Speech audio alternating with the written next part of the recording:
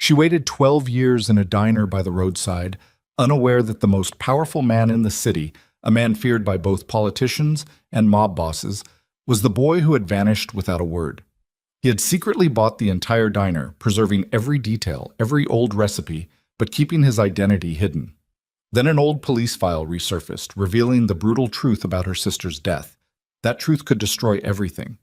If you enjoyed this story, please leave a comment with the name of the city you're currently reading, so I know how far my story has progressed. The grill hisses before the sun even clears the water tower, and that's the sound Delilah Mercer wakes up to most mornings, whether she's standing in the kitchen or 3 miles away in her bed with the window cracked. Habit does that to a person. 12 years of 4 a.m. alarms and the smell of bacon grease soaked into drywall will rewire a person's whole nervous system until the body starts performing the job before the mind agrees to it. She parks the Corolla in the gravel lot behind Mercer's diner, though it hasn't been Mercer's in any legal sense for 6 months now, not since the bank letter came folded in thirds. Not since she signed paperwork she barely read, because the alternative was watching the doors get padlocked in front of regulars who've been eating her eggs since Reagan was president. She doesn't think about that letter if she can help it. Doesn't think about the new ownership group with the offshore-sounding name that never sends anyone to collect rent, never raises prices, never does anything except keep paying for repairs nobody asked for. She used to lie awake wondering about that. Now she's too tired to wonder about much of anything except whether Avery ate her cereal or just stirred it into mush and called it breakfast. Inside, the linoleum is cold under her sneakers, that particular cold that says the heater clicked off sometime around 3 a.m. and nobody's paying to keep it running all night anymore. She flips the lights. The neon sign out front buzzes to life with a stutter. Same as always, the sea in Mercer's flickering like it's got something to confess. She used to find that charming. Tonight, no, morning, she corrects herself. It's morning. Focus. It just looks tired, like everything else. She gets the coffee going first. Old ritual. Her hands move without her permission. Scoop, tap, scoop. The smell rising up thick and bitter and somehow more honest than anything else in her life right now. She's 31 years old and she smells like a diner 6 days a week. And she used to have other plans. A community college acceptance letter somewhere in a box she hasn't opened since her sister died. But plans are for people whose families don't fall apart in slow motion. Avery's still asleep at the apartment 2 blocks over, curled up under the comforter with the cartoon foxes on it, 8 years old and already too sharp for her own good, already asking questions Delilah doesn't have answers for. Where's Mom? Why doesn't anyone talk about how she died? Why does Aunt Dee cry in the bathroom sometimes and pretend the faucet's just loud? Delilah doesn't have answers for any of it. She has a diner that isn't technically hers anymore, a debt she's still paying off in increments that feel like bleeding from a wound that never closes, and a kid who needs her to be steady even on the mornings when steady feels like the hardest thing in the world. The bell over the door cracks the silence at 6:15. Earl Hutchins, 70-some years old, same booth every single day since before Delilah could legally serve him coffee. He doesn't say good morning. He never has. He just grunts, settles into the cracked red vinyl, and waits for the cup to appear in front of him like it's owed to him by some cosmic contract. Cold in here, he says. Heater's temperamental. Everything around here's temperamental. He says it without malice, just an old man stating a fact about the world the way he might comment on the weather. Delilah pours, sets the pot down, doesn't argue, because he's not wrong. By 7, the place is half full. The regular churn of truckers and shift workers, and a couple of teenagers skipping first period because the diner doesn't ask questions as long as you tip. Delilah moves through it on muscle memory, plates balanced on her forearm, refills before anyone has to ask. The rhythm of it almost meditative if she lets it be. This is the only place in the world where she still feels like she knows exactly what she's doing. She doesn't notice the black car at first, doesn't notice it parked across the street, engine running, windows tinted dark enough that the morning light just slides off the glass without giving anything back. She's too busy refilling Earl's cup and dodging a question from one of the truckers about whether the pie case is fresh today, which it is, because she made it herself at 11 last night after Avery finally went down. It's Marisol who notices.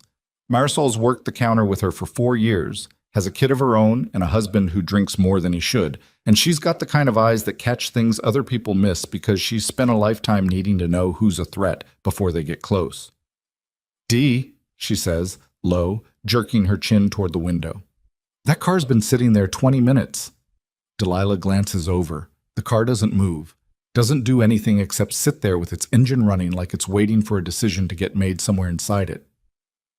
"Probably someone's boyfriend," Delilah says, because that's easier than the alternative, and she's got 6 more tables and a coffee pot running low and a kid to pick up from before-school care in 40 minutes. She doesn't have room in her morning for mystery cars. The car pulls away eventually.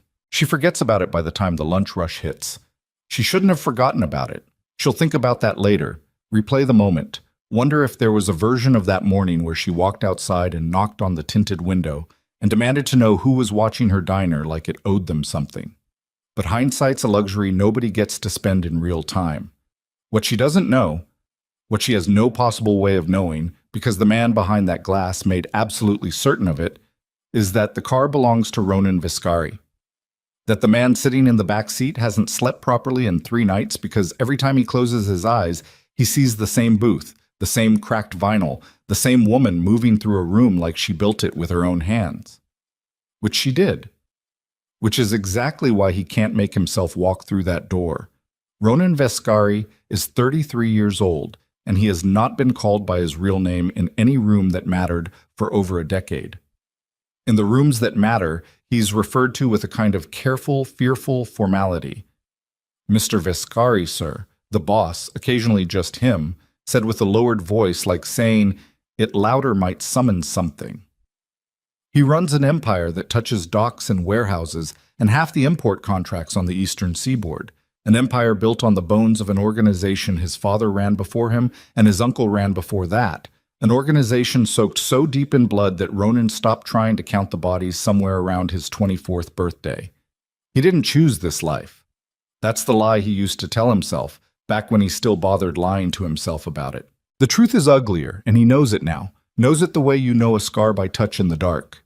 He didn't choose it, but he stayed in it, built himself into something hard and untouchable, because the alternative was being the soft kid who got swallowed whole the night his father bled out on a warehouse floor with 3 bullets in him and Ronan, 16 years old, standing close enough to feel the warmth leave the man's hands. That was the night everything ended.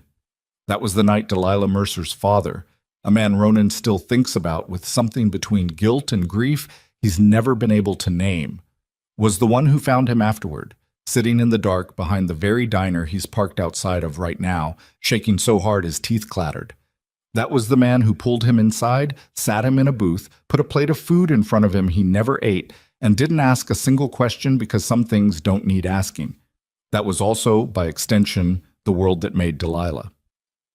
16-year-old Delilah, working the register after school, who found Ronan sitting in that same booth 3 weeks later and didn't flinch at the look in his eyes, the kind of look that should have sent any sane person running. She sat down across from him instead. Didn't say anything for a long time, eventually asked if he wanted pie. He did not, in fact, want pie. He ate it anyway because she put it in front of him, and something about the way she did it made refusing feel impossible. That was the beginning of 2 years that Ronan still, even now, even after everything, considers the only uncomplicated happiness he's ever had. 2 years of sneaking out after the diner closed, sitting on the roof of her father's truck, talking about nothing and everything, falling into something that felt less like falling and more like finally landing somewhere solid after years of free fall. He told her things he never told anyone else. She never once looked at him like he was already a dead man walking, which is how most people in his orbit had started looking at him by then. And then his uncle's organization came apart at the seams in a single violent week, the kind of internal collapse that takes out half a dozen men and leaves the survivors scrambling for power. And 17-year-old Ronan disappeared in the middle of it without a word to anyone, including her, especially her, because the men hunting what remained of his bloodline would have killed her in a heartbeat, just to make a point. He told himself that was protection. He still tells himself that. Some nights it even feels true. He spent the next 12 years becoming someone else. A name nobody could trace back to a scared kid in a diner booth. A reputation built brick by brick on violence he doesn't enjoy, but has gotten frighteningly efficient at. He clawed his way to the top of an empire that should have killed him a dozen times over, and somewhere in that climb, he started having people watch the diner. Quietly, carefully, just to know she was alive, just to know she was safe. He found out about her sister's death 8 years ago through a report that crossed his desk in the most mundane way imaginable, buried in a stack of incident summaries his people compiled out of habit. A robbery gone wrong. A woman shot in a parking garage. No suspects. Case closed within a month for lack of evidence. He remembers staring at the name for almost a full minute before it landed. Remembers the specific sick lurch in his chest. Remembers thinking, even then, that the case closing that fast smelled wrong, the way a locked door smells wrong when you know there should be noise coming from the other side of it. He didn't investigate it then. He tells himself there were reasons. He was still consolidating power, still putting down rivals who wanted him dead before he turned 26, still learning which of his father's old lieutenants could be trusted and which ones were waiting for an opening to put a knife in his back. All true. None of it forgivable, not really, not to the version of himself that still remembers sitting across from her in that booth feeling like a person instead of a weapon. 6 months ago, when the diner's mortgage came up for refinancing and the bank was circling like it smelled blood in the water, he bought the whole property through 3 shell companies and a 4th that exists purely to make the first 3 harder to trace. He told his people to make sure nothing about the diner ever changed. Same staff, same hours, same cracked vinyl in the same booth he used to sit in, and to make sure Delilah never found out who'd bought it. He told himself this, too, was protection. He's starting to understand that protection and cowardice can look exactly the same from the inside. The car pulls away from the curb because Ronan finally says the word, low, almost a whisper, and his driver, a broad, silent man named Castellano, who's been with him since before he had any business being trusted with anything, pulls into traffic without comment. Ronan watches the diner shrink in the side mirror until it's gone, swallowed by the next block, and he sits there with his jaw tight and his hands flat on his knees like he's trying to keep them from doing something he hasn't decided on yet. "You're not going to keep doing this," Castellano says. Not a question. Doing what? Sitting outside, watching, driving away. Ronan doesn't answer right away. Out the window, the city slides past in its ordinary grayness, people walking to jobs that don't involve burying bodies or laundering money through shipping manifests, people who get to live lives where the worst thing that happens to them is a bad commute. He used to envy that. He stopped letting himself feel things like envy because feelings like that get a man killed in his line of work. Distraction is a luxury, and luxuries cost lives, usually not his own. There's something happening with the sister's case, Ronan says instead, because it's easier to talk about that than about the ache sitting under his ribs every time he sees her through tinted glass and can't make himself walk through the door. "Files I asked for last month, they finally came back." Castellano's eyes flicked to the rear view. And it wasn't a robbery.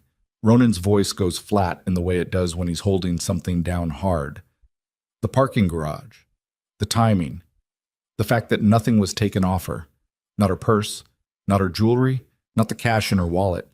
Somebody made it look like a robbery because that's easier to close. Real robberies don't leave $400 sitting in an open bag next to the body. Castellano doesn't say anything for a moment. He's been in this business long enough to know what that kind of detail means. The specific, deliberate cruelty of staging a killing to look like random bad luck. "You think it connects back," Castellano finally says.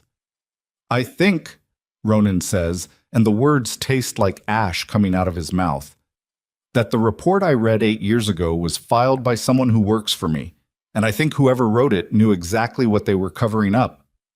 The car goes quiet, except for the tick of the turn signal as they merge onto the avenue that'll take them back toward the warehouses, back toward the part of his life that has nothing to do with cracked vinyl booths or pie, nobody asked for, or a woman who still, after 12 years, hasn't given up on a diner that should have buried her financially years ago.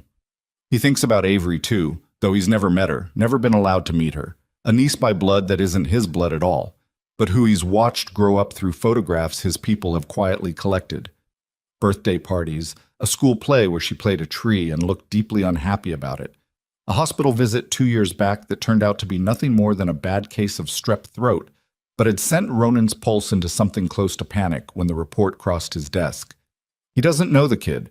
He feels somehow responsible for her anyway, the way a man feels responsible for a fire he didn't start, but could have put out earlier if he'd just walked through one particular door at the right moment in his life. Back at the diner, Delilah doesn't think about the black car again until almost 3 in the afternoon, in the dead hour between lunch and the early dinner crowd, when she's wiping down the counter and Marisol brings it up out of nowhere. "You ever wonder," Marisol says, stacking clean mugs, "who actually owns this place now?" Delilah's rag stops moving for half a second before she forces it back into motion. "Why would I wonder that? It's not like it matters. Rent gets paid, repairs get made, nobody bothers me. I don't ask questions about a gift horse." "It's not a gift horse, Dee. It's a building. Buildings have owners. Owners usually want something. Maybe this one just wants the diner to keep running.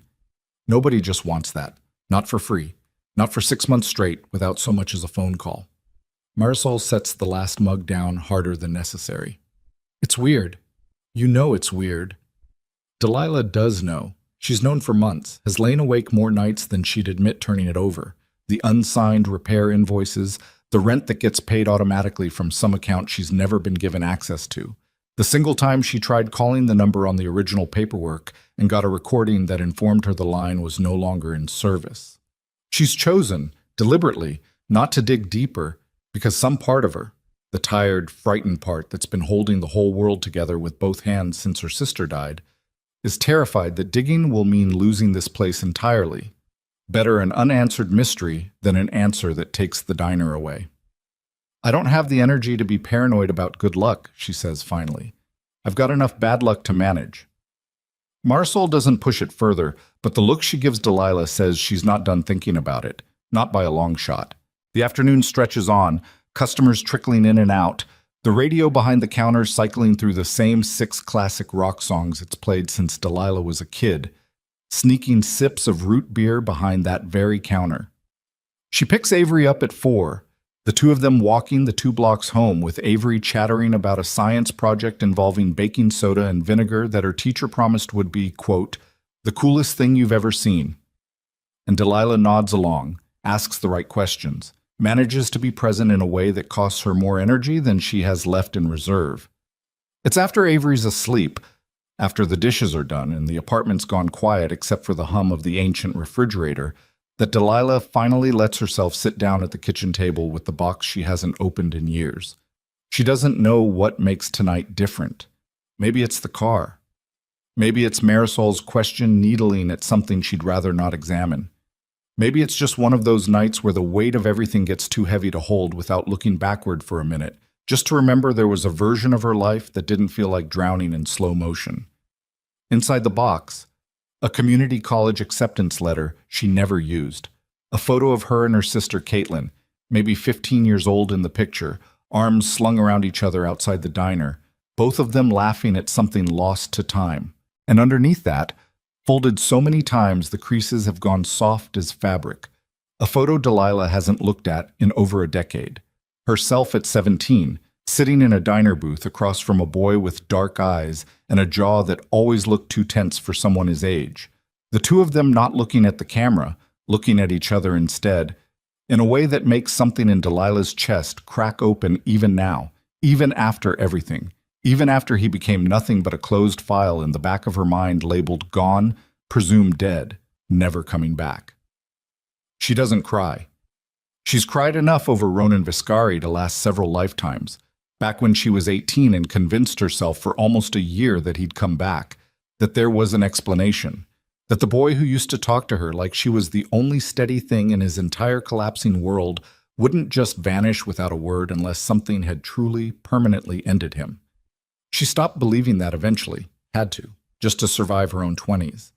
She puts the photo back in the box, puts the box back on the closet shelf, goes to bed telling herself this is just an ordinary kind of restlessness, nothing more, the kind that comes from working too many hours and sleeping too few of them. She doesn't know that 3 miles away, in an office on the top floor of a building with his name on none of the paperwork, Ronan Viscari is staring at a folder that's just been placed in front of him by a man named Salvatore Greco, his late father's oldest surviving lieutenant, the man Ronan has trusted with more secrets than anyone alive. "You wanted everything we had on the parking garage shooting," Greco says, sliding the folder across the desk. "8 years back. The Mercer woman." Ronan's hand goes still on the desk for a moment before he opens it. Inside, surveillance logs nobody should have had reason to keep. A name redacted so heavily, it's clear someone wanted it gone forever. And a date, 3 days before the shooting, logging a private meeting between Caitlin Mercer and a man whose initials, even blacked out as thoroughly as they are, Ronan recognizes instantly, because he's seen those same initials signed at the bottom of contracts that move through his organization every single week. The floor of his stomach drops out entirely. "Sal," he says, very quietly, the kind of quiet that makes Greco's spine go rigid, because he's worked for this family long enough to know exactly what that tone means. "Tell me this isn't who I think it is." Greco doesn't answer right away. And in the silence that stretches out between them, thick and suffocating, Ronan understands with total, sickening clarity that the man responsible for Caitlin Mercer's death isn't some outside threat, isn't a rival organization, isn't bad luck or random violence at all. It's someone sitting close enough to him right now to have his hand on Ronan's own shoulder at family dinners. Someone who has stood beside him in rooms where lives were decided with a glance. Someone Ronan has trusted, completely, without question, for years. And whoever it is has no idea that Ronan just found the thread that's about to unravel everything. Greco still hasn't answered, and the silence is doing more damage than any words could. Ronan watches the older man's throat work, watches the muscles along his jaw tighten and release, like he's chewing on something he can't bring himself to swallow. "Sal," Ronan's voice comes out low, controlled, the kind of controlled that scares people who know him well, because it means he's burning something down on the inside to keep the outside this calm. "I asked you a question." "I don't know who it is." Greco says it too fast. That's the tell. A man who's spent 30 years in this business doesn't answer fast unless he's trying to outrun the truth before it catches up to his own mouth. Ronan stands, doesn't raise his voice, doesn't slam anything, just rises from the chair slow and deliberate, the way a man moves when he's deciding whether violence is worth the cleanup afterward. "You handed me this folder. You're the one man in this organization who'd know whose initials those are, because you're the one man who's been signing contracts at my side for 20 years. So I'll ask you again, and I want you to think real hard about what happens to you in this building if I find out later you lied to my face." Greco's hands, spotted with age, flatten against his thighs. "I swear on everything I have left, Ronan. I don't know for certain. I've got a guess. A bad one. But a guess isn't a name you can put a bullet behind." "Give me the guess." "Costanzo." The name lands in the room like a dropped glass, and for a second neither of them moves, like they're both waiting to see how many pieces it shattered into. Dominic Costanzo, underboss. The man who stood at Ronan's father's funeral with his hand on 16-year-old Ronan's shoulder and told him, in a voice thick with grief that Ronan had believed was real for over a decade, that he'd protect this family with his own life if it came to that. The man who'd helped him consolidate power in the bloody years after his uncle's collapse, who'd talked down rivals, who'd sat across from Ronan at 1,000 dinners, and never once given him a reason to look twice. "That's not a guess," Ronan says. "That's an accusation. It's both. It has to stay both until we know more, or you're going to walk into a war you can't win yet."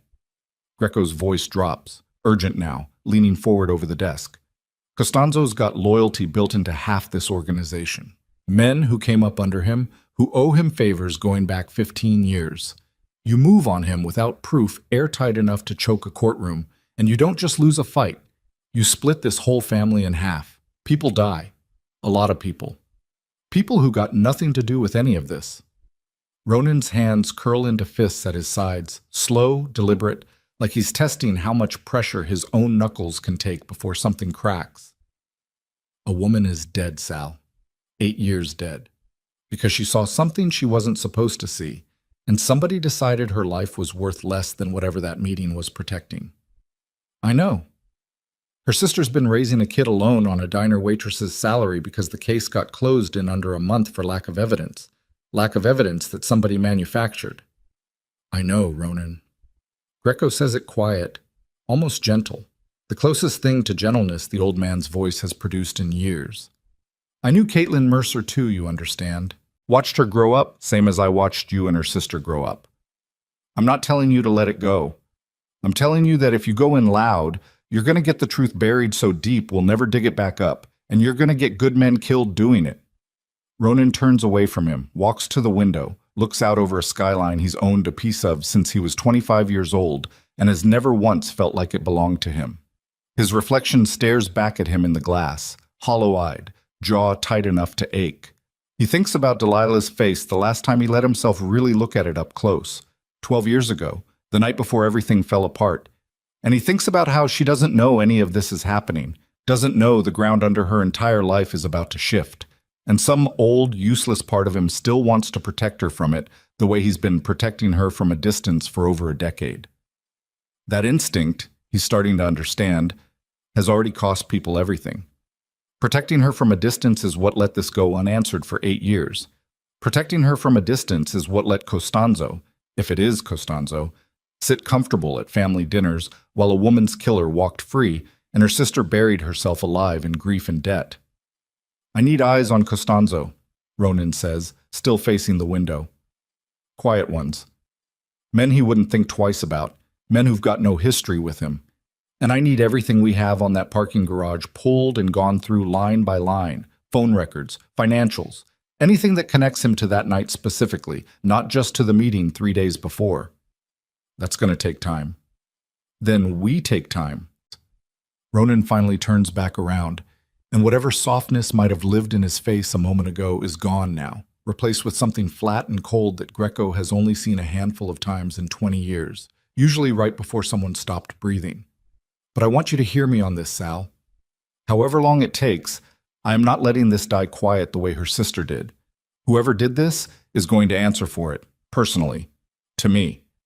Greco nods slowly, and for the first time in the conversation, something like relief flickers across his weathered face, like he's been waiting years for someone to finally say those words out loud. Across the city, in a part of town that doesn't have valet parking or top-floor offices, Delilah is having an entirely different kind of confrontation, one with considerably lower stakes and considerably more shouting. You can't keep doing the register and the grill at the same time, Dee. You're going to burn your hand off again. Marisol's standing with her arms crossed, blocking the narrow path between the counter and the kitchen window, like she's physically prepared to stop Delilah from going back there. I've got it handled. You don't have it handled. You've got a Band-Aid on your wrist from Tuesday that says otherwise. Marisol's voice rises a notch, not quite yelling, but close, the kind of volume that comes from genuine worry dressed up as irritation, because irritation's easier to express than fear. Hire somebody. I keep telling you, there's kids in this neighborhood who'd take a dishwashing shift and be grateful for it. With what money, Marisol? The words come out sharper than Delilah intends, sharp enough that a trucker 2 booths down glances up from his eggs. She lowers her voice, but doesn't lower the edge in it. You think I haven't thought about hiring somebody? Every dollar that comes through this place either goes to Avery or goes to keeping the lights on. There's nothing left over for a payroll line that isn't already spoken for. Then let me pick up an extra shift. You've already got 3 jobs, Mari. I'm not going to let you run yourself into the ground for my diner. It's not your diner, though, is it? The words are out of Marisol's mouth before she seems to fully register saying them, and the second they land, something shifts in the air between the 2 women, something that's been sitting unspoken for months, finally getting dragged into daylight. Marisol's face goes a little pale. Dee, I didn't mean... No, say it. Finish it. Delilah's standing very still now, the coffee pot frozen halfway to a cup, her knuckles white around the handle. You think I don't know that? You think I don't lie awake every single night doing math on a place I signed away the legal ownership of? I know exactly whose diner this is on paper. I just don't know whose name is on that paper because whoever it is has made damn sure I never find out. That's what worries me. Marisol steps closer, voice dropping, urgent now instead of accusatory. Don't you think that's strange? Somebody buys this place, keeps everybody on, pays for every single repair without being asked, and never shows their face or sends so much as a letter? People who do that for charity, Dee, they don't exist. Not in this city, not in this life. People who do that want something, and the not knowing what is the scariest part. Delilah sets the coffee pot down harder than she means to, the glass clacking against the burner plate loud enough that Earl Hutchins glances over from his booth, with the particular alertness of an old man who's seen enough bar fights in his life to recognize the early stages of one. What do you want me to do about it, Mari? Hire a private investigator on a waitress's tips? Confront a P.O. box that doesn't answer? I've got an 8-year-old at home who just started asking why her mother's gone and not coming back. And you want me to spend my 1 free hour a week chasing ghosts about who owns the building I work in? I want you to be careful. Marisol's voice cracks slightly on the last word, and that crack does more to cut through Delilah's anger than anything she's said so far. That's all. I've watched you hold this whole world together with both hands for years, and I'm scared one day something's going to come through that door that you can't outwork, outtip, or outstubborn your way past. And I don't want to be standing here when it happens, watching you not see it coming because you were too busy keeping this place alive to look up. The two women stand there for a long moment, the diner humming around them with its ordinary noise, bacon popping on the grill, the radio playing something tinny and forgotten from 20 years back, Earl's spoon clinking against his cup. Delilah's chest is heaving slightly, more from the argument than any physical exertion, and she realizes her eyes are stinging in a way that has nothing to do with onions. I can't afford to be scared right now, she finally says, quieter. If I let myself be scared about every loose thread in my life, I'm not going to be able to function long enough to keep Avery fed. So I lock it down. I keep moving. That's the only thing that's worked so far. Marisol doesn't argue further. She just reaches out, squeezes Delilah's forearm once, hard, and goes back to her side of the counter without another word, leaving the air between them not fully resolved, but at least breathable again. That night, after the dinner rush thins out and the booths empty one by one, Delilah finds herself doing inventory in the back room, counting cans of tomatoes and bags of flour with a clipboard she barely needs because she's had these numbers memorized for years. It's mindless work, the kind that lets her brain wander somewhere it usually isn't allowed to go during business hours, and tonight it wanders straight back to the photograph she pulled out of the box last night, Ronan's dark eyes staring at 17-year-old her across a diner booth that probably still has the same cracked vinyl right now, 12 feet away through a door she hasn't bothered closing. She doesn't hear Avery's babysitter, a college kid named Priya, who watches Avery on the nights Delilah closes, calling from the front until the second time, her voice sharper. Delilah! Phone for you! Delilah blinks back into the present, sets the clipboard down, walks out to the counter where Priya's holding the diner's ancient corded phone out like it's something unpleasant. Some guy, wouldn't give his name, said it's about the building. Something cold drops through Delilah's stomach. She takes the phone slow, presses it to her ear. This is Delilah. The voice on the other end is male, unfamiliar, businesslike in a way that immediately makes the hair on her arms stand up. Ms. Mercer, I apologize for the late call. I represent the firm handling the property's holdings. I wanted to reach out personally regarding an inquiry that's been made about the diner's ownership structure. What kind of inquiry? A pause. The kind of pause that feels deliberate, like the man on the other end is choosing his next words with the care of someone who's been told exactly how much he's allowed to say. There's no need for concern. We simply wanted to inform you that there's been increased attention on the property in recent weeks, and we wanted you to be aware in case you notice anything unusual. Additional foot traffic, vehicles, that sort of thing. Increased attention from who? I'm not at liberty to discuss that, Ms. Mercer. I'd simply ask that you contact us immediately if you observe anything that concerns you, anything at all. There's a number on the original lease documentation. That number doesn't work. I tried it months ago. Another pause, longer this time.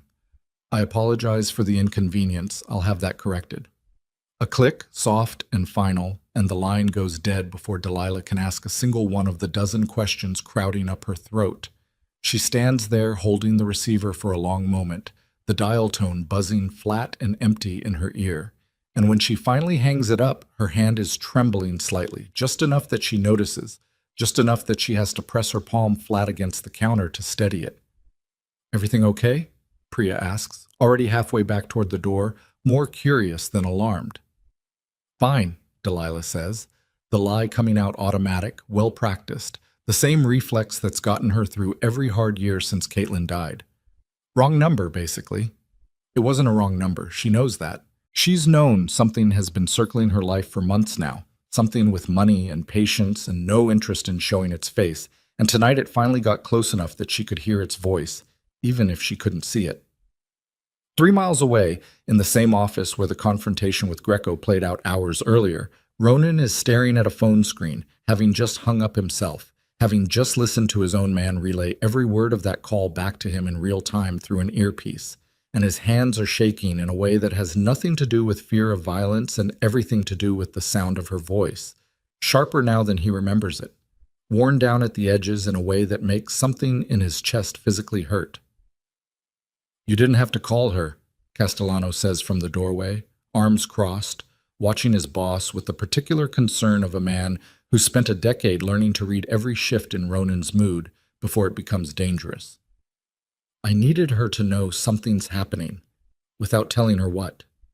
Ronan sets the phone down, presses the heels of his hands against his eyes. If Costanzo's people figure out we're closing in, and they realize she's connected, that diner's the first place they'd look to send a message. So tell her the truth, all of it. Walk through that door and tell her who you are. And then what? She finds out the man who disappeared on her at 17 has spent 12 years running the same kind of organization that might have had her sister killed? Ronan's voice cracks on the last word, just barely, just enough that Castellano's expression softens. "She's not going to see protection in that, Cass. She's going to see exactly what I am. A man up to his neck in the same blood that took her sister from her. She deserves to know regardless, especially if there's danger coming." Ronan doesn't answer right away. He's thinking about the photograph he keeps in the locked drawer of this very desk, the one his men took 8 years ago. The only photo he's ever allowed himself to keep of her. Delilah laughing at something off camera outside the diner, unaware she was being watched, unaware that 1,200 miles of careful distance and silence was the only gift a man like him knew how to give the people he loved. "Pull every man we have off other assignments," he says finally, voice flat, decision made. "I want a security perimeter around that diner inside 48 hours. Quiet. She doesn't see a single uniform, doesn't see a single car that looks out of place. And get me everything Costanzo's touched in the last 2 weeks. Meetings, calls, anything." Castellano nods, turns to leave, then stops at the door. "And the woman?" Ronan's jaw works. "I'll handle the woman." He doesn't, not that night. He sits alone in his office until almost 3 in the morning, the city lights smearing gold and red across the window glass, turning the photograph over and over in his hands like it might give him an answer it's never going to give. The next 2 days pass for Delilah in the kind of blur that comes from working double shifts on too little sleep, snapping at Avery over something small and immediately regretting it, lying awake replaying the phone call until the words lose all meaning. She doesn't tell Marisol about it. Some instinct tells her that voicing it out loud will make it more real than she can handle right now, will force her to actually confront the fact that someone with money and reach has been circling her life for months and has finally decided to let her know it. It's the third morning when everything cracks wide open. She's unlocking the diner same as always, key in the lock, sky still that pale pre-dawn gray, when she notices the door isn't locked the way she left it. The deadbolt's already disengaged. Her stomach drops as she pushes the door open slow, every instinct screaming at her to call someone, call anyone. But her hand finds the light switch out of pure muscle memory before her brain catches up to what her body's already doing. The lights flicker on. Nothing's broken. Nothing's stolen, as far as she can immediately tell. The register's untouched. The pie case is intact. The booths are exactly where they're supposed to be. But sitting in the center of the counter, placed there deliberately, precisely, is a single manila envelope with her name written across it in handwriting she's never seen before, sharp and slanted and unmistakably masculine. She stares at it for a long moment before she finds the nerve to pick it up. Her hands are shaking again, worse than they were on the phone, and she has to set it down twice before she manages to get the flap open. Inside is a single photograph, old, slightly creased from handling, of a man and a woman standing close together outside the diner at night.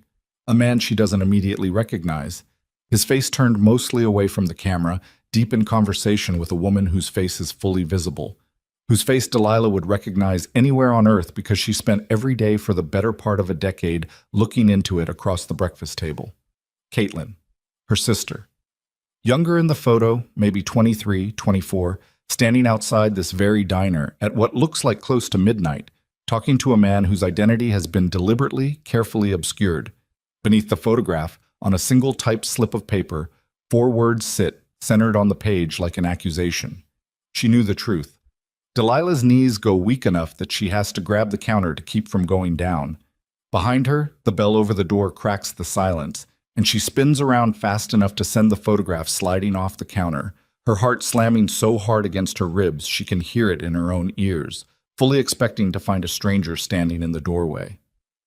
It's not a stranger. It's a man she hasn't seen in 12 years, standing in the gray pre-dawn light, with his hand still on the door handle, his jaw tense the exact same way it always used to be, his eyes locked on hers with an expression she doesn't have a name for. Not yet, not until the words finally claw their way up out of her throat, and she realizes, with a horror that swallows the whole room whole, exactly who's standing in front of her. Ronan. His name comes out broken, barely a whisper, 12 years of grief and rage and unanswered questions collapsing into a single syllable. You're supposed to be dead. He doesn't move from the doorway, doesn't say a single word in response. He just stands there, breathing hard like he's run the whole way here, his eyes flicking once, fast, to the photograph lying face up on the floor between them, to her sister's face frozen mid-conversation with a man whose identity neither of them has any choice left but to finally confront. Neither of them moves for what feels like a full minute, though it can't be more than 3 or 4 seconds, the kind of stretched, suffocating time that only exists in the worst moments of a person's life. The bell above the door is still trembling faintly on its bracket. Somewhere behind Delilah, the coffee maker clicks and starts its automatic morning cycle, hissing steam into a silence neither of them seems capable of breaking. It's Ronan who moves first.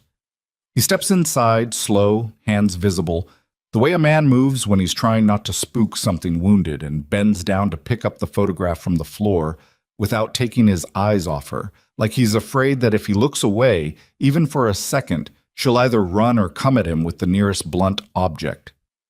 Don't, Delilah says, and her voice comes out rawer than she intends, more animal than words. Don't touch that.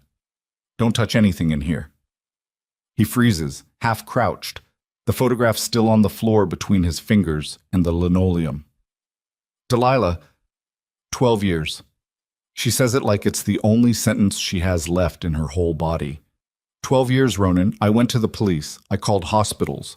I sat across from a detective who told me, very kindly, that boys like you sometimes just disappear, that I should consider the possibility you didn't want to be found. And I told him he was wrong. I told him you wouldn't do that to me. And then I spent the next decade slowly understanding that maybe he wasn't wrong at all. He was wrong. Ronan straightens, the photograph still in his hand, and there's something in his face now that looks almost like physical pain, like the words cost him something to push out. I didn't disappear because I wanted to. Then why? She's not crying. She refuses to cry. Not now, not in front of him. Not when she can feel something underneath the grief starting to harden into pure fury. Why does a 17-year-old boy vanish without one single word to the girl he supposedly... Why does he just go silent for 12 years and let her think he's dead? Because the people who killed my father were still hunting what was left of my family that week, and if they'd known there was a girl I cared about, they would have used you to get to me. They would have hurt you, Delilah, slowly, on purpose, just to watch what it did to me. His voice cracks on the last few words, the first real crack she's heard in it since he walked through the door. I left because the alternative was you ending up exactly like... He stops himself. Too late. The unfinished sentence hangs in the air between them, and Delilah's whole body goes cold in a way that has nothing to do with the diner's broken heater. Exactly like what, Ronan? Her voice has gone very quiet, very dangerous, the kind of quiet that comes right before something breaks completely. Finish that sentence. He doesn't answer. His silence is answer enough, and Delilah feels something inside her chest cave in like a building losing its foundation all at once. You knew. The words come out of her like they're being dragged from somewhere deep and physical. You knew something about Caitlin. You've known this whole time. I didn't know anything until 3 days ago. He says it fast, urgent, taking a step toward her that she immediately matches with a step back, putting the counter between them like a wall. Delilah, I swear to you, I had no idea your sister's death was connected to anything until a file landed on my desk 72 hours ago, and the second I understood what I was looking at, I came straight here. Connected to what? She's shaking now, full body, the adrenaline finally breaking through the shock. Connected to what, Ronan? Who are you? What do you even do that a file lands on your desk about my sister's murder 8 years after the police told me it was a random robbery? He sets the photograph down on the counter, very carefully, like it weighs more than paper should. And when he looks back up at her, his eyes are doing something she's never seen them do before, not even in the worst of their teenage years, not even the night before he vanished. They look like a man standing at the edge of something he can't walk back from. My father ran an organization, he says, and each word comes out like it's been pulled through gravel. After he died, my uncle ran it. After my uncle's people tore each other apart fighting over what was left, I ended up running it. I've spent 12 years building it into something bigger and more careful than either of them ever managed, and I have done things in that time that I will never be able to explain to you in a way that makes them sound like anything other than what they are. The silence that follows is total. Even the coffee maker seems to have gone quiet, though it hasn't.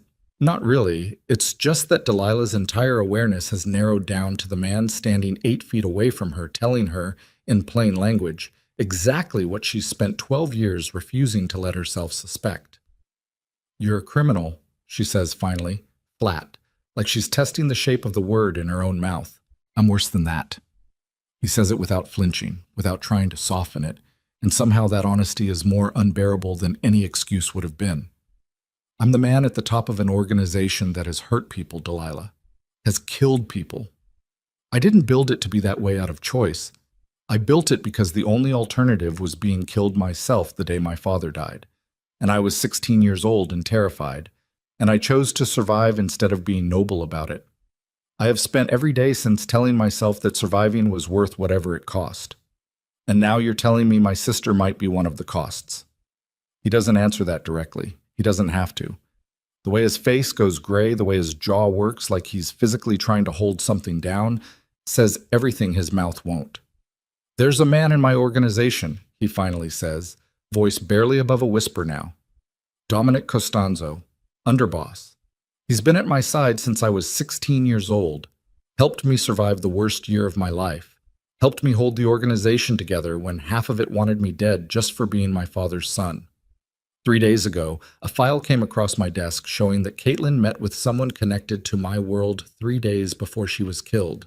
The initials on the contact log match his. Delilah's hand finds the edge of the counter and grips it hard enough that her knuckles go white. Why would my sister be meeting with anyone in your world? I don't know yet. That's the truth. I don't have the full picture, but I have a guess, and it's the only thing that makes sense of every piece I've found so far. Ronan takes a slow breath, and when he speaks again, his voice has gone careful, deliberate, like a man laying out evidence he wishes desperately wasn't true. Caitlin worked nights at a financial services office downtown before she died. I checked the records this morning. That office handled accounts for 3 shell companies that route money through my organization's shipping contracts. If she saw something in those books she wasn't supposed to see, a discrepancy, a name that shouldn't have been there, and she went looking for answers from the wrong person, then somebody had her killed to keep her quiet. Delilah finishes the sentence for him because she can't bear to hear him say it, and even hearing herself say it doesn't make it feel real, doesn't make the room stop tilting slightly under her feet. And the case got buried in under a month because whoever did it had the police on a leash. I think so. Yes. The diner door swings open behind them without warning. the bell cracking through the tension like a gunshot, and both of them spin toward it fast. Ronan's hand moving instinctively toward his jacket, in a motion so smooth and practiced it makes Delilah's stomach turn over, before they both realize it's only Marisol, arriving early for her shift, stopping dead in the doorway at the sight of a strange man standing far too close to her best friend in an otherwise empty diner. "Dee?" Marisol's eyes flick between them, taking in Delilah's pale face, the photograph on the counter, the stranger whose hand is just now easing away from his jacket like he's remembering himself. "Everything okay in here?" "Get Avery," Delilah says, and her own voice surprises her with how steady it sounds, even though everything inside her feels like it's been put through a shredder. "Right now. Go to the apartment. Get her. Bring her here. Don't let her out of your sight." "Dee, you're scaring me." "Just do it. Please." Something in Delilah's tone must communicate the real weight of the request, because Marisol doesn't argue further, just gives Ronan one last suspicious, assessing look before turning and walking back out the door at a near run. Once she's gone, Delilah turns back to Ronan, and the fear that was cracking her voice a second ago has hardened into something colder, sharper. "If there's a man in your organization who had my sister killed to protect a money trail, and he finds out you're investigating him, he'll know I'm getting close."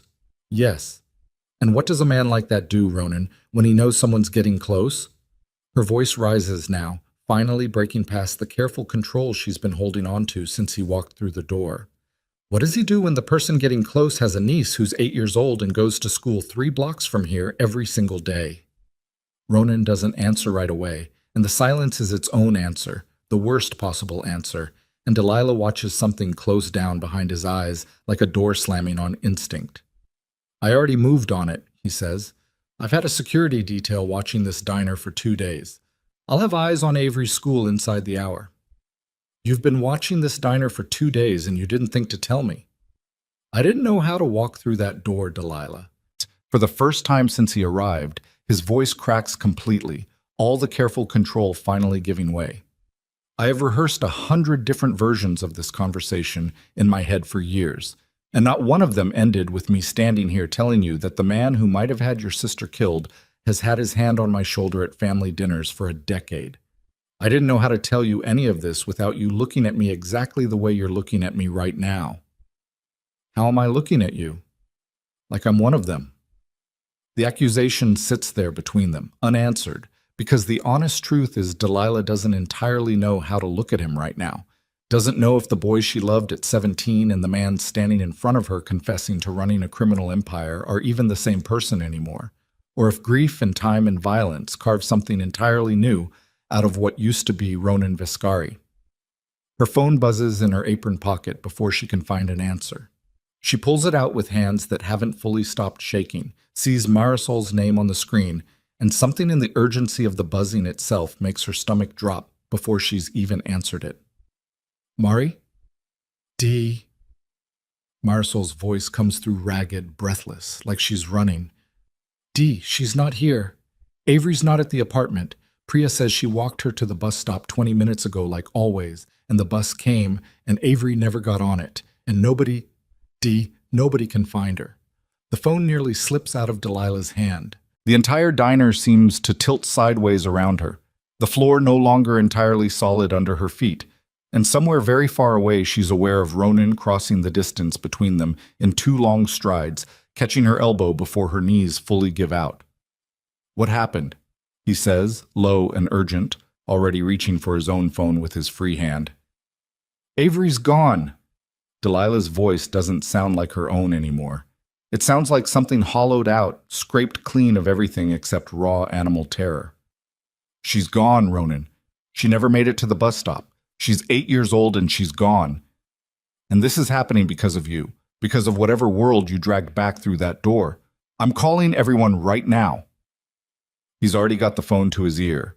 His voice transformed into something Delilah's never heard from him before, hard and fast, and utterly without hesitation, barking orders to someone on the other end about pulling every available man, locking down every route out of the neighborhood, checking every camera within 6 blocks.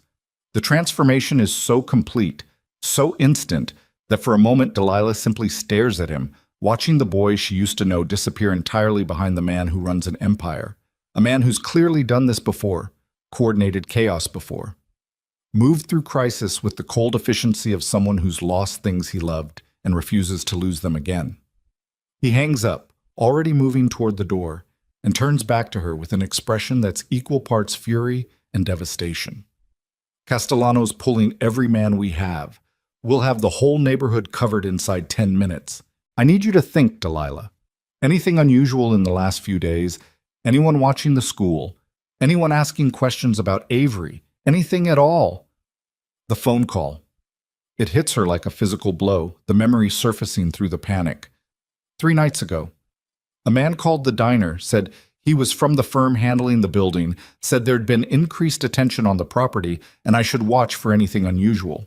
Ronan's face goes rigid. Did he give a name? No, he said he wasn't at liberty to discuss it. That wasn't one of mine. Ronan's already moving again, phone back to his ear, voice low and clipped. Sal, pull every call that's come through the diner's line in the last week. I want a trace on every number. Yeah, right now, I don't care what time it is. Delilah watches him work, watches the cold competence of it, and something in her chest twists with an emotion she can't fully name, somewhere between gratitude and horror, because the same skills that make him terrifying are exactly the skills that might bring Avery home safe. The next 40 minutes pass in a blur that Delilah will never be able to fully reconstruct afterward. Marisol arriving at the diner in tears, Priya following close behind, hysterical with guilt, swearing up and down that Avery was right there 1 second and gone the next, that she only looked away to check her own phone, that she's so sorry, the words tumbling out useless and unable to undo anything.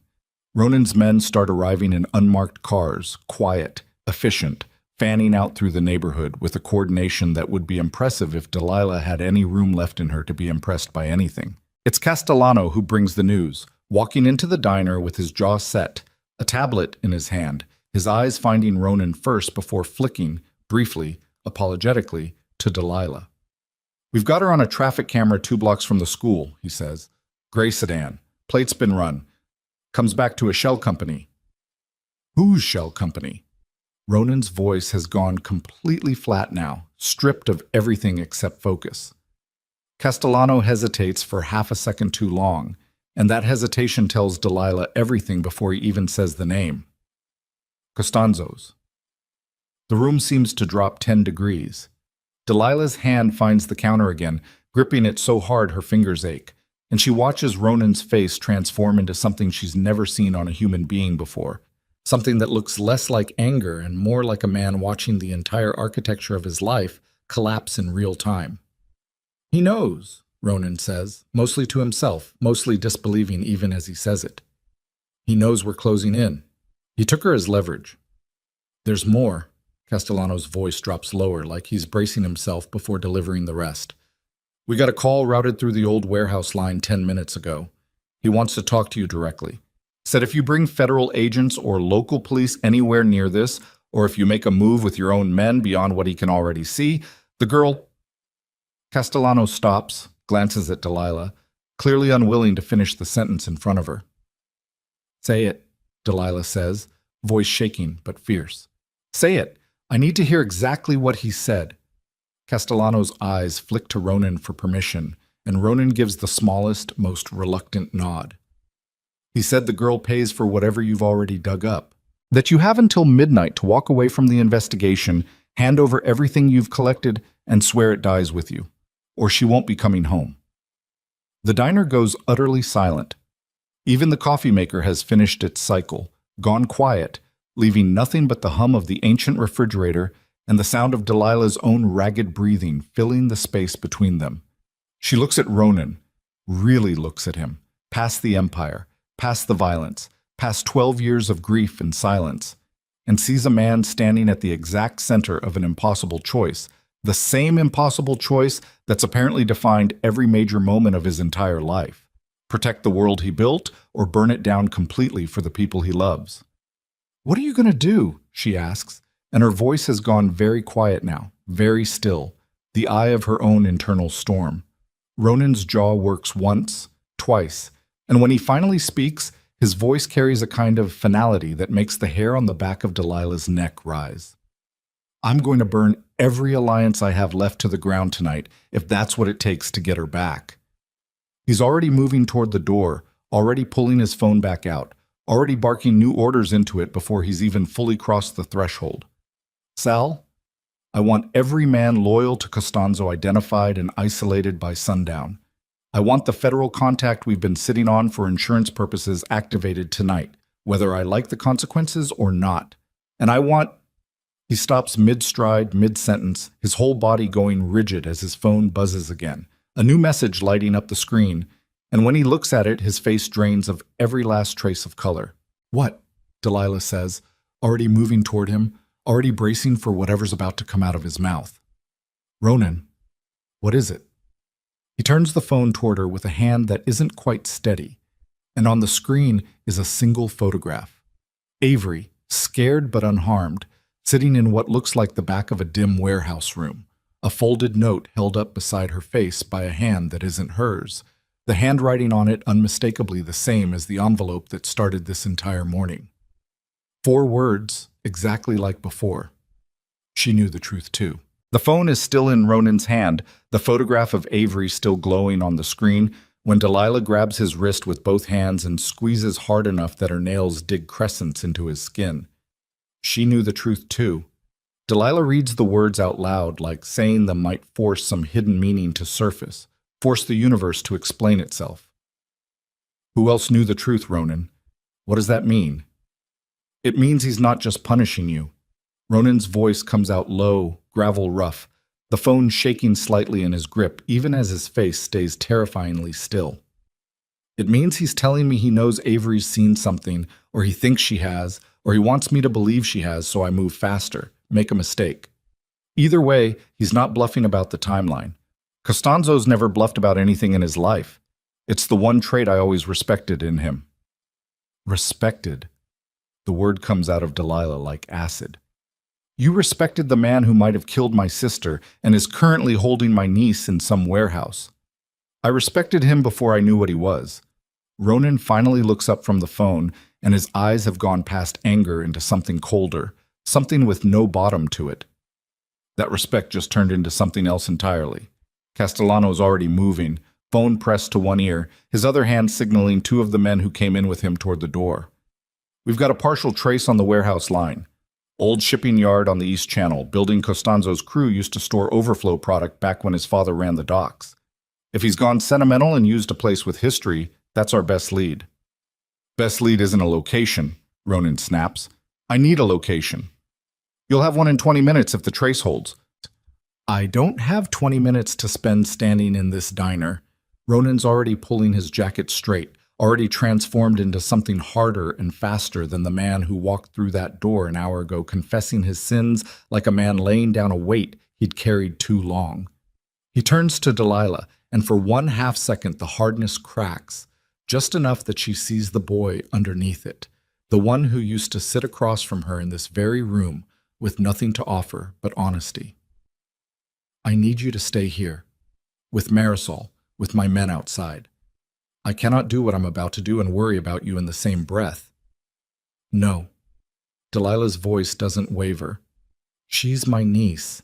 She's the only family I have left in this entire world, and I am not going to sit in a diner drinking burnt coffee while strangers decide whether she lives or dies.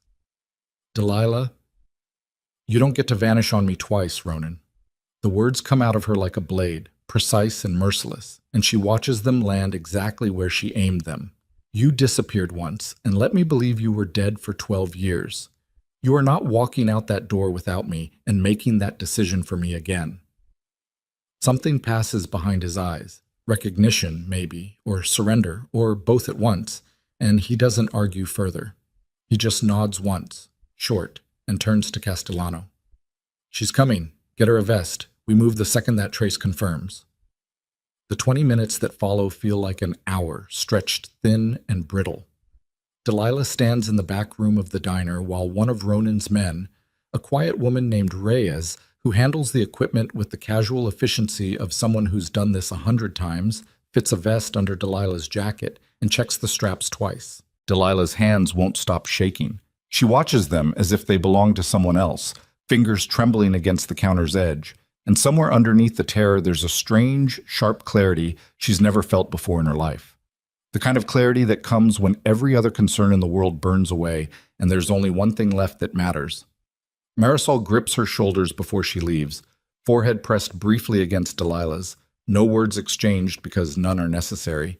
And then Delilah's moving out the back door into a gray morning that's somehow gotten colder in the last hour, climbing into the back of a black SUV beside Ronan, the door slamming shut with a sound that feels horribly final. "Trace confirmed," Castellano says from the front seat, already pulling out into traffic faster than the speed limit allows. "East Channel Warehouse, Building 7. We've got thermal showing 6, maybe 7 bodies inside, one of them small." Small. The word lodges itself in Delilah's chest like a hook. Small means Avery. Small means her niece is somewhere in a building full of armed men, and every second this car spends in traffic is a second too long. "How many men can we get there in time?" Ronan asks, voice flat, already calculating. 12, maybe 14 by the time we're in position. Costanzo's likely got more inside, plus whoever he's got on the perimeter. "Then we don't go in loud." Ronan's jaw is tight, his hands flat on his knees in that same controlled stillness Delilah remembers from years ago. The stillness that always meant he was holding something enormous down by sheer force of will. "We go in smart. I want 2 men on the water side, 2 on the loading dock, and I want eyes confirming exactly where in that building they're holding her before anyone fires a single shot. If this turns into a firefight before we know her exact position, we could lose her in the crossfire." "Understood." Delilah stares out the window at the city sliding past, gray warehouses and chain-link fences and gulls wheeling over a channel the color of dishwater. And she thinks, with a kind of detached horror, about how ordinary all of it looks. How completely unaware the rest of the world is that somewhere in the middle of it, an 8-year-old girl who likes baking soda volcanoes and cartoon foxes is sitting tied to a chair in a warehouse because her mother saw something she wasn't supposed to see 8 years ago. "Tell me about him," she says abruptly, turning to Ronan. "Costanzo. If I'm walking into this, I need to understand who I'm dealing with." Ronan's quiet for a moment, like he's deciding how much honesty she can carry on top of everything else she's already absorbed this morning. He's smart, patient. He didn't survive 30 years in this business by being reckless. Every move he makes is calculated 3 steps ahead. He's not going to hurt Avery for sport. He's going to hurt her, or threaten to, only if it gets him exactly what he wants, which right now is me backing off and burying everything I've found. "And will you? Back off?" The question hangs in the air of the car for a long, heavy moment. Ronan looks at her, and there's something almost pleading in his face, like he needs her to understand the answer before he says it out loud. "I'll tell him whatever he needs to hear to get her out of that building safely," he says finally. But the second she's safe, there is no version of this world where that man draws breath as a free one. "I don't care what it costs me. I don't care if it costs me the entire organization. He's finished." Delilah doesn't answer. She just nods, once, and turns back to the window, watching the warehouses grow taller and more dilapidated as they near the water. The SUV stops 4 blocks short of the Target building, tucked behind a row of rusted shipping containers, and the next several minutes pass in a blur of quiet, urgent activity. Men checking weapons, Castellano relaying coordinates through an earpiece, Reyes pressing a small radio into Delilah's hand and showing her, fast and clipped, which button to press if she needs to call for help. Delilah's pulse is hammering so hard she can feel it in her teeth. "Stay behind me," Ronan says, voice low, close to her ear. "No matter what happens in there, you stay behind me. I will not survive losing you the same way I almost lost her. Do you understand me?" "I understand." Her voice comes out steadier than she feels. "Just get her back, Ronan. Whatever happens to me, whatever happens to you, just get her back." He doesn't answer that. He just looks at her for one long, charged second, like he's memorizing her face in case this is the last time he gets to see it. And then he turns and signals his men forward into the gray morning light. The warehouse looms ahead of them, corrugated metal walls streaked with rust. A single loading dock door standing half open like an invitation. That's really a warning. Ronan's men move in pairs, fast and silent, fanning out toward the waterside and the loading dock exactly as planned, and Delilah finds herself pressed against a stack of pallets near the rear entrance, her heart slamming so loud she's certain it must be audible from 20 feet away. The first sound that breaks the silence isn't gunfire. It's a voice. Costanzo's voice, amplified through some kind of speaker system rigged inside the warehouse, calm and almost conversational, the voice of a man who has clearly been waiting for this exact moment. "Ronan, I see you've brought company." A pause, heavy with something that might be amusement. "Delilah Mercer. It's been a long time since I've seen you, though I suppose you wouldn't remember. You were just a kid working the register the last time I came through that diner with your father, God rest him, ordering coffee I never got around to paying for." Delilah's blood goes cold at the casual cruelty of it, the way he says her father's memory like it means nothing to him, like everything in this entire nightmare is just business as usual. "Where is she?" Ronan calls out, his voice carrying across the open warehouse floor with a hardness that makes Delilah's skin prickle. "Show me she's alive, Dominic. Right now." A long pause. Then, from somewhere deeper inside the building, a small voice, thin, scared, but unmistakably alive. "Aunt Dee?" Delilah's whole body moves before her mind catches up to the decision, lurching forward toward the sound, and it's only Ronan's arm snapping out to catch her across the chest that stops her from running directly into whatever's waiting beyond that loading dock door. "Avery, baby, I'm here," Delilah shouts, voice cracking wide open, all pretense of control gone. "I'm right here. I'm not leaving without you. Do you hear me?" "I'm scared." Avery's voice comes back, smaller now, wavering. "There's bad men here." "I know, baby, I know. I'm coming." "Are you?" Costanzo's voice cuts back in, amused, almost gentle in a way that's somehow worse than if he'd been shouting. "Because from where I'm standing, Ronan, it looks like you brought a woman with a vest and no training into the middle of a building full of men who've been doing this since before either of you were born. That's not a rescue. That's a second hostage." "Let her go and you can have me," Ronan says, and Delilah's heart stops at the words, at how easily, how readily he offers himself up. "Let both of them go. This is between you and me, Dominic. It always was. I know about the meeting 3 days before Caitlin Mercer died. I know your initials are on that contact log. I know you've spent 8 years making sure nobody ever connected those dots. And I know you're terrified of what happens to you the second I finish connecting them." Silence stretches out across the warehouse, long enough that Delilah can hear her own pulse roaring in her ears, can feel sweat sliding cold down the back of her neck despite the morning chill. "You think you've got it all figured out," Costanzo finally says, and something in his voice has shifted now, gone harder, more dangerous, the amusement burning away into something with teeth. "You think this is just me protecting a money trail? You poor, stupid boy. You really have no idea what you've been standing in the middle of this entire time, do you?" Ronan's jaw tightens visibly, even from where Delilah's standing. "Then enlighten me." "Your father didn't die because of a turf dispute, Ronan. That's the story I let you believe because a 16-year-old boy needed something simple to hold on to while he learned how to survive." Costanzo's voice carries an edge of something almost like pity now, twisted and cold. "Your father died because he found out things about this organization's foundations that nobody was ever supposed to find out. Caitlin Mercer found the exact same thread 8 years later, working in that financial office, pulling at the exact same loose stitch in the exact same fabric. I didn't kill her over a shipping discrepancy, you idiot. I killed her because she was 12 hours away from understanding something that would have brought this entire empire down to its foundations. The same thing your father found. The same thing that got him killed." The warehouse seems to tilt around Delilah. The floor no longer solid. Every certainty she's built over the last hour collapsing into something far larger and more horrifying than she'd let herself imagine. "What thing?" Ronan says, and his voice has gone very quiet now, very dangerous, the calm before something catastrophic. "What are you talking about, Dominic? You really want to know?" There's a sound now, footsteps, slow and deliberate, growing closer to the loading dock door, and Delilah realizes with a fresh jolt of terror that Costanzo is walking toward them, unhurried, completely unafraid. You want to know the truth your father died protecting, and the truth her sister died trying to expose?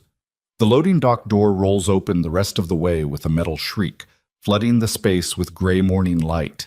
And there, standing in the doorway with a gun loose and almost casual in his hand, flanked by two armed men, is Dominic Costanzo. Silver-haired, immaculately dressed even now, his face carrying the kind of calm that only comes from a man who has never once in his life believed he could lose.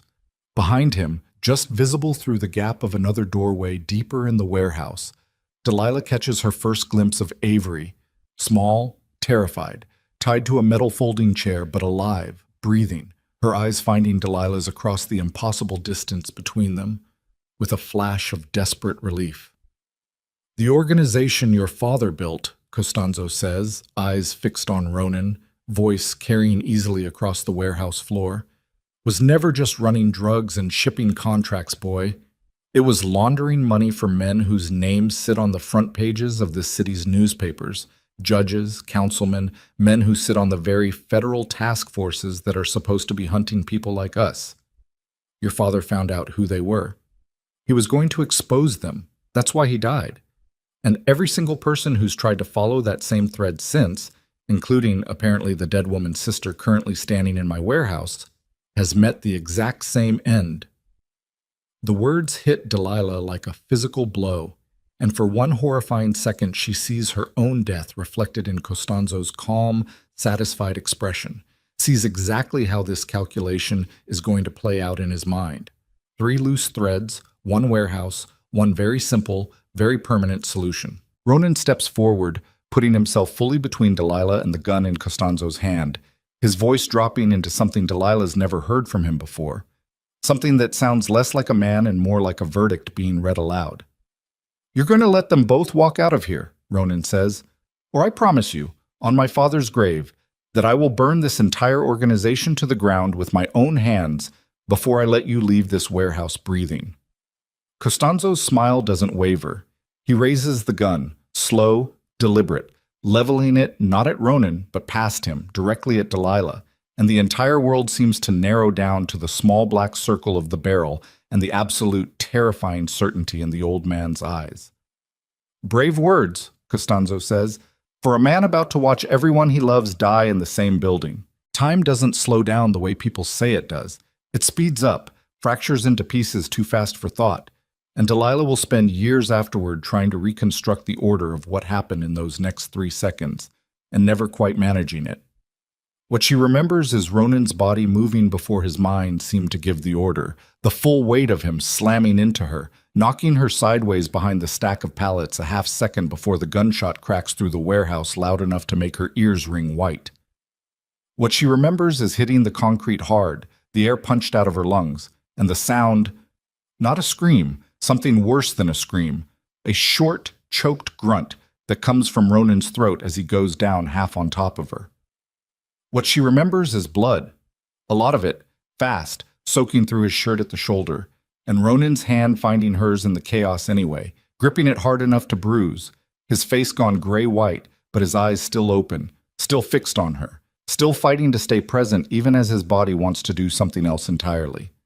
"Stay down," he gasps, the words wet and strained. "Stay down! Stay down!"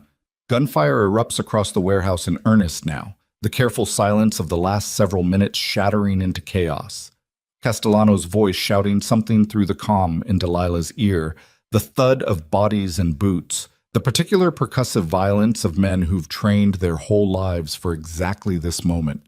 She can't see Avery anymore. That's the thought that claws its way to the top of her panic, louder even than the blood-soaking warm against her palm where she's pressing it instinctively to Ronan's shoulder. She can't see her niece, doesn't know if she's safe, doesn't know if the chaos exploding around them has put Avery in more danger instead of less. "Ronan, I have to get to her. Reyes has her." His voice is fading at the edges, but his grip on her hand doesn't loosen. "She went for Avery the second the first shot went off. That's the plan. That was always the plan. The second shooting starts, get the kid out, everything else is secondary." "You're not secondary." Delilah's voice cracks wide open, the careful control she's held onto through this entire impossible morning finally collapsing completely. Do you hear me? You don't get to be secondary. Not now. Not after everything. He almost smiles. It's a horrible thing to watch, blood at the corner of his mouth, his breathing gone shallow and fast, and still some stubborn piece of the boy she used to know fights its way up through the pain to curve the corner of his mouth. Took you 12 years to say something like that to me. Shut up. Shut up and stay awake. She's pressing both hands against the wound now, hard, the way she's seen on television 100 times without ever once believing she'd need to know how to actually do it, and beneath her palms she can feel his heartbeat, too fast, too thin, fluttering instead of pounding. The gunfire tapers off in stages. First a slowing, then scattered single shots, then, finally, an eerie quiet that feels almost louder than the chaos that preceded it. Footsteps approach fast, and Delilah's whole body goes rigid with fear until she recognizes Castellano's voice calling out, urgent, relieved, confirming the building's secure, confirming 3 of Costanzo's men are down and 2 more in custody, confirming, and this is the word that finally lets Delilah's lungs work again, that the girl is safe. Avery comes around the corner of the pallets a moment later in Reyes's arms, sobbing, reaching for Delilah the second she sees her, and Delilah catches her with one arm, while the other stays pressed hard against Ronan's shoulder, the 3 of them collapsing into a single trembling knot on the cold concrete floor. Aunt Dee, there's so much blood. I know, baby, I know. He's gonna be okay. Delilah doesn't know that, has no way of knowing that. But she says it anyway. The same automatic, desperate lie every frightened person tells the children in their care. And beside her, Ronan's eyes flutter, fighting to stay open, fighting to keep looking at her even as the warehouse starts to blur and tilt around the edges of his vision. Costanzo, he manages, the word barely more than breath. Down, Castellano says, kneeling beside them now, already pressing a radio to his ear, already shouting coordinates to someone for an ambulance. Took 2 rounds before he got the shot off at you. He's not getting back up, boss. It's over. Federal contact, Ronan grinds out. Even now, even bleeding out on a warehouse floor, still thinking 3 steps ahead like the man Delilah's only just beginning to understand him to be. Activate it. Everything, every file, every name, every account. I want it all in their hands before sundown, whether I make it through this or not. You're gonna make it through this. Castellano's voice carries an edge of something almost like fear, the first crack Delilah's seen in the big man's composure all morning. Ambulance is 4 minutes out. You're gonna make it, you hear me? So don't you dare talk like, just do it. Ronan's eyes finally close, not in surrender, Delilah understands somehow, but because the effort of keeping them open has finally exceeded what his body has left to give, and the last thing he manages before the darkness fully takes him is her name, barely audible, more breath than sound. The next several hours pass for Delilah in fragments. The ambulance ride. Sirens screaming through streets that seem to part for them like the whole city understands the stakes. The hospital waiting room with its fluorescent lights and vending machine coffee, and Avery curled asleep against her side, finally, mercifully, exhausted past the point of fear. Marisol arriving sometime past noon, pulling Delilah into a hug fierce enough to bruise, no questions yet. Just the simple animal comfort of someone who loves her standing solid in a world that stopped making sense.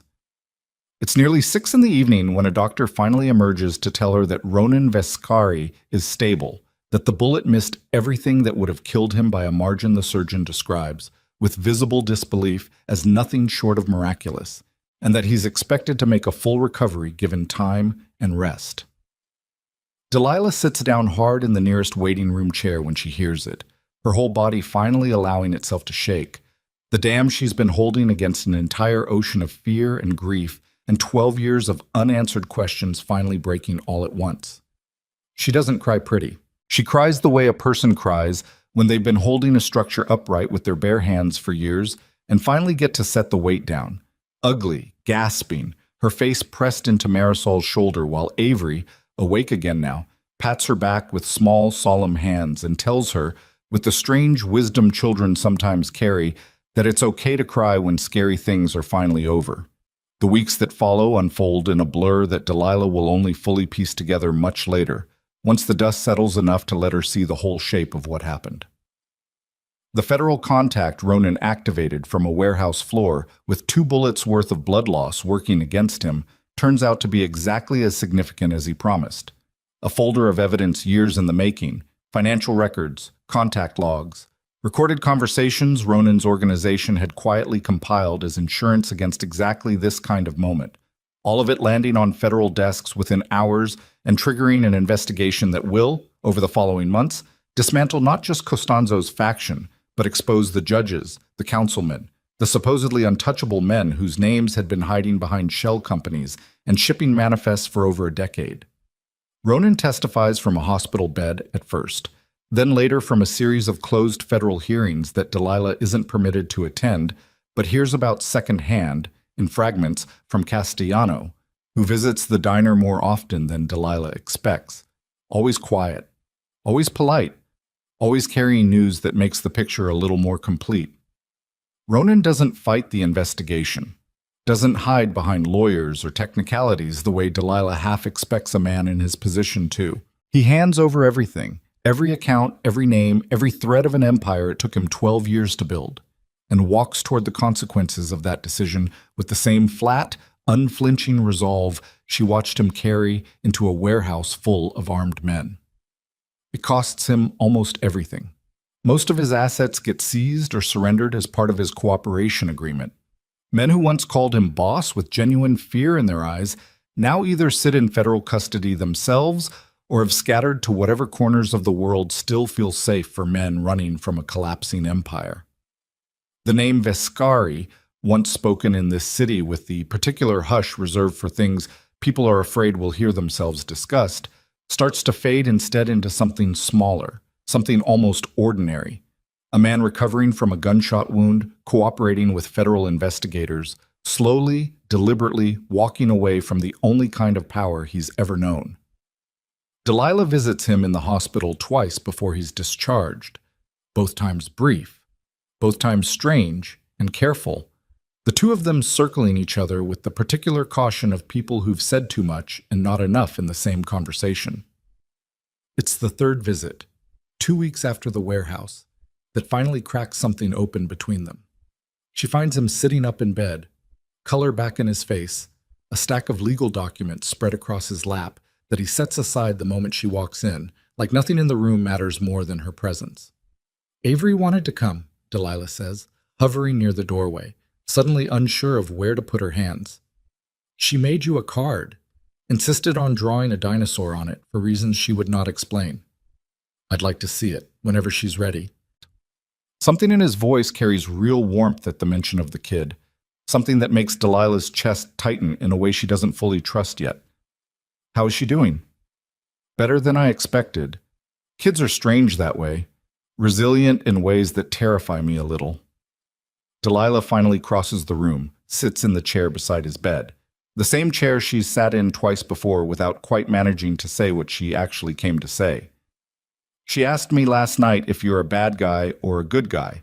I didn't have a good answer for her. Ronan's quiet for a moment, looking down at his own hands resting on the blanket.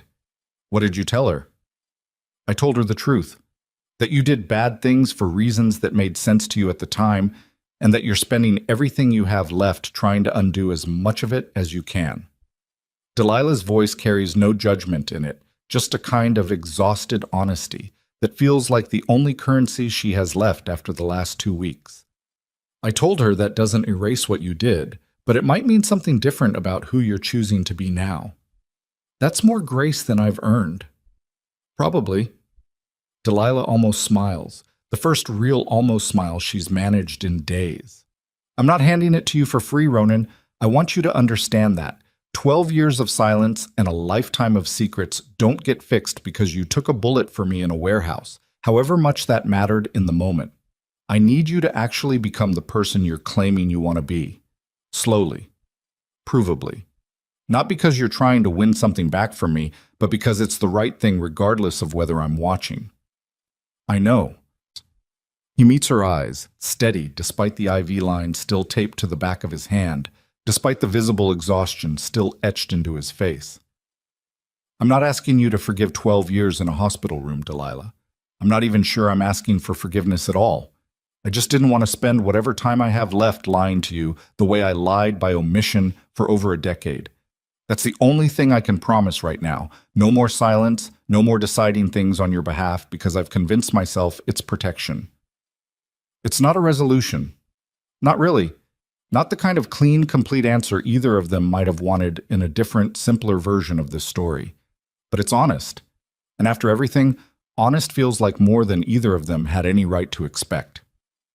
The diner reopens fully 3 weeks after the warehouse, Marisol running the floor with a fierce, protective energy that Delilah's grateful for, even when it borders on overbearing, Earl Hutchins back in his booth complaining about the coffee being too hot now, instead of the heater being too cold, the ordinary rhythms of the place slowly, stubbornly reasserting themselves over the wreckage of what almost happened.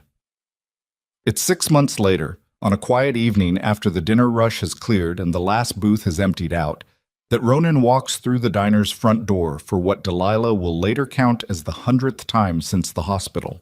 Though this visit carries a different weight than the ones before it, something in the careful, deliberate way he crosses the room toward the counter where she's wiping down the same cracked vinyl that's seen the entire arc of both their lives. He's thinner than he used to be. The months of legal proceedings and federal depositions and the slow grinding work of dismantling everything he built having carved something leaner and quieter into his face. The cooperation agreement closed for good 2 weeks ago.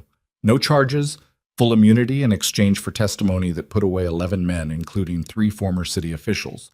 The kind of outcome that surprised everyone except, Delilah suspects, Ronan himself, who seemed to know from the very beginning exactly what he was willing to trade for the chance at an ordinary life. He doesn't say anything at first, just reaches into his jacket pocket and sets something down on the counter between them. Small, metal, old, the edges worn smooth from years of handling. Delilah looks down and feels her breath catch. It's the diner key, the same one she pressed into his palm the summer she was 16, told him solemnly that it meant he could always come back, day or night, whenever the world outside got too heavy to carry alone.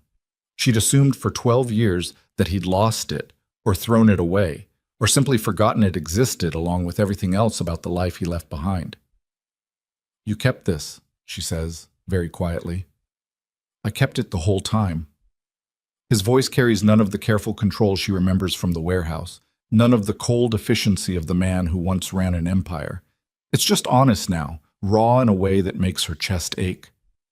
"Every city I hid in, every name I used, every year I spent telling myself I'd done the right thing leaving you behind, I kept this in my pocket the entire time.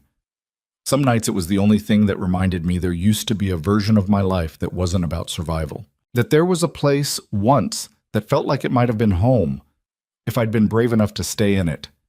Delilah picks the key up, turns it over in her fingers, feeling the same worn grooves she remembers from a lifetime ago, back when the worst thing either of them had to worry about was whether her father would notice the diner's books didn't quite balance because she kept giving Ronan free pie. "I should have come back sooner," he says, the words coming slow, deliberate, like he's been rehearsing them for months and still can't quite make them sound adequate to the weight they're carrying. Not just after the file landed on my desk. Before that, years before that. I told myself staying away was protecting you, and maybe in the beginning that was even partly true, but somewhere along the way it just became easier than facing what I'd have to admit if I ever did walk back through that door. I'm sorry it took your sister's case forcing my hand to finally bring me back here instead of just wanting to come back enough on my own." Delilah's eyes sting, and this time she doesn't fight it. Doesn't push the feeling down the way she spent 12 years pushing every difficult feeling down just to keep functioning. She sets the key down gently on the counter between them, reaches out and covers his hand with hers. "You did," she says, and her voice breaks gently on the words. Not from grief this time, but from something warmer, something that's taken 6 months of careful, deliberate rebuilding to finally feel solid enough to stand on. "You came back, late and broken, and dragging half a lifetime of things you should have told me years sooner. But you came back, Ronan. That has to count for something." Outside, the diner's neon sign flickers against the deepening blue of early evening, the same stuttering sea that's greeted every sunrise and sunset for over a decade, except now it's been repaired. Ronan's doing, quiet and unannounced, like so many of his gestures over the past 6 months. And it burns steady now, unbroken, casting a warm, constant light across the gravel lot where a black car once sat for 20 minutes, while a frightened, grieving man tried to find the courage to walk through a door he'd been avoiding for 12 years. Avery comes barreling out of the back office where she's been doing homework, sliding to a stop when she sees Ronan, her face lighting up in the unguarded, total way only children manage. "You came on a Tuesday. You said Tuesdays were boring grown-up days." "I decided boring grown-up days needed more dinosaurs in them," Ronan says, and the smile that breaks across his face is the most unguarded Delilah's seen since this entire impossible story began. Since a black car sat outside a diner and a man who used to be a king finally chose, after everything, to become something quieter, something smaller, something that fits inside the four walls of a roadside diner where the coffee's always a little too strong and the past, finally, has stopped being something either of them has to carry alone. Caitlin's case closes for good that autumn, the last of Costanzo's network, sentenced in a federal courtroom 3 states away, and Delilah scatters a handful of wildflowers at her sister's grave the following weekend, telling her, quietly, that it's finished, that the truth finally got the daylight it deserved, that Avery's growing up surrounded by people who'll fight for her now, instead of people who'll let her down. The diner never closes again after that. Some nights the bell over the door rings for nothing more than Ronan walking in to share a slice of pie nobody asked him to order, settling into the same booth he sat in as a frightened 17-year-old, watching Avery argue with Marisol about whether ketchup belongs on eggs, watching Delilah move through the room she built with her own 2 hands, finally, completely, without anything left between them but the ordinary, unremarkable, hard-won peace of 2 people who survived everything that tried to keep them apart and chose, every single day after, to stay.